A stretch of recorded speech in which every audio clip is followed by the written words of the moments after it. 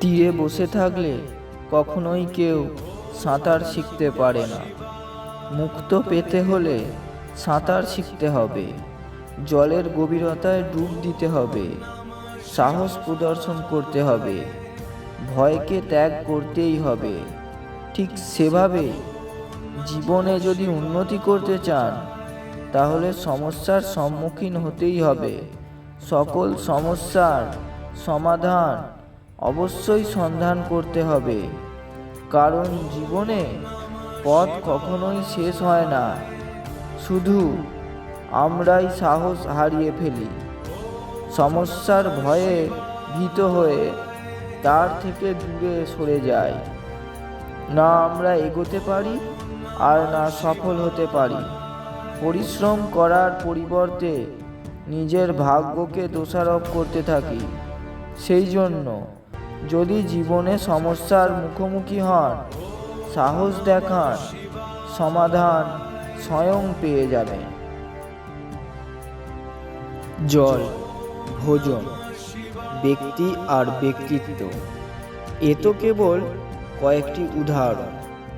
এই সংসারে এমন অগণিত ভাব রয়েছে, অসংখ্য বস্তু রয়েছে, যা ব্যবহার অসাবধানতা বশত করা উচিত নয়।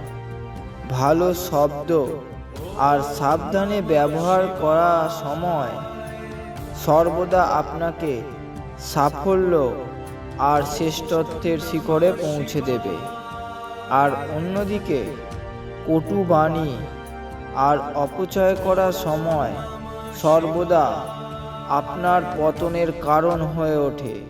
সেই জন্য শব্দ আর সময়কে পুঁজি হিসেবে রাখুন, কারণ আজকের কথা আর আজকের পরিশ্রম সুন্দর ভবিষ্যতের আধার গড়ে তুলবে।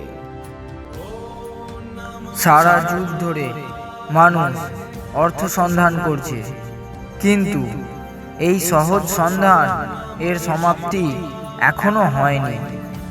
চলুন, আমি আজ আপনাদের জীবনের অর্থ আর এই সন্ধান এর সমাপ্তির দিকে নিয়ে যাচ্ছি। আপনি কি কখনো পর্বতের শিখরে উঠে নিজের নাম ধরে ডেকেছেন? আপনারই বলা শব্দ ফিরে এসে আপনারই নিজের কানে গুঞ্জরিত হতে শুনেছেন?